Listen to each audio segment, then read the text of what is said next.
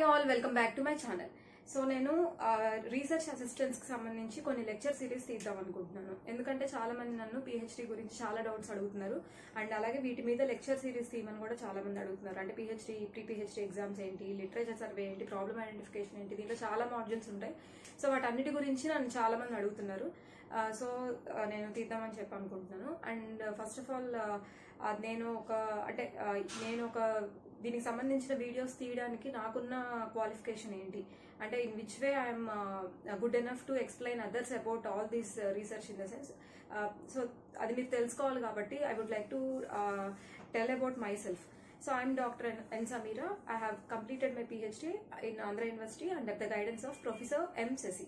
So let me tell about my research journey. So first నేను 2016 లో Visvesvaraya PhD scheme exam రాశాను.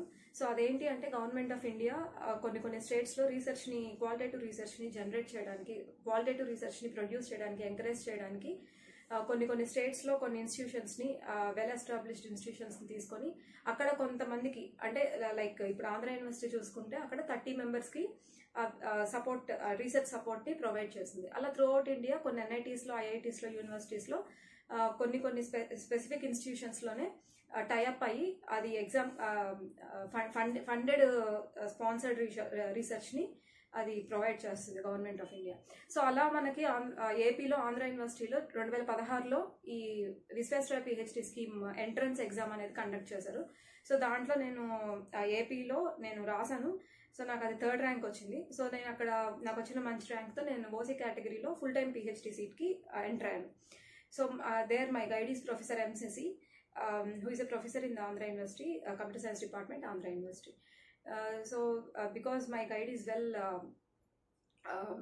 well efficient, experienced enough to guide me in such a way that, so before PhD I don't know how to write a paper even. So after PhD I'm confident enough that I can explain others to, I can teach others how to write the paper, how to do the research at all. So all the credits goes to my guide only. And so నేను అలా PhDలోకి enter అయ్యాను. So నేను full time PhDలోకి 2017లో నేను join అయ్యాను. ఇది so with a good stipend. So central నుంచి మాకు stipend అనేది ప్రొవైడ్ అవుతుంది. అండ్ నెక్స్ట్ నా రీసెర్చ్ వర్క్ ఒక ఆర్టికల్లో పబ్లిష్ అయింది. That is ISEA, which is belonging to the Ministry of Electronics and Information Technology, Government of India magazine. And after that Visvesvaraya PhD వర్క్షాప్లో నా work select అయింది. So ఈ workshop ఏంటి అంటే Visvesvaraya PhD scheme వాళ్ళు central లెవెల్లో ఈ స్కీమ్ ఉంటుంది కదా, ఆ స్కీమ్ వాళ్ళు ఎవ్రీ ఇయర్ వాళ్ళకి అసోసియేట్ అయి ఉన్న ఇన్స్టిట్యూషన్స్ ఏవైతే ఉన్నాయో దాంట్లో ఎవరైతే ఈ స్కీమ్ కింద జాయిన్ అయ్యారో వాళ్ళందరి వర్క్ అసెస్ చేస్తూ ఉంటారు. అండ్ బెస్ట్ వర్క్స్ని సెలెక్ట్ చేసి ఒక ప్లేస్లో ఏదో ఒకటి, ఒక్కొక్క ఇయర్ ఒక్కొక్క స్టేట్లో ఆ వర్క్ని ప్రజెంట్ చేయడానికి అవకాశం ఇస్తారు. సో అలా నా వర్క్ ఏపీ నుంచి బెస్ట్ వర్క్గా సెలెక్ట్ అయింది. And me along with my guide went to Punjab and there we have presented our research work. So this is a good opportunity what I got during my PhD.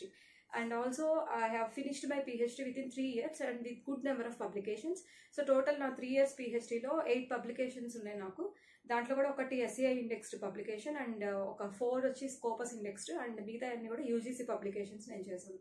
అలాగే 3 yearsలో నేను complete చేసుకొని 2020లో నేను నా home టౌన్కి వచ్చేసాను.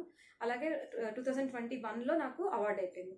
So this is all about my research journey and hope because of my good history in research I can feel that I am eligible enough to explain my experience to others. So thank you for watching the video and we will catch up in the next videos to discuss all the things, all the issues which we may face in the PhD. Thank you.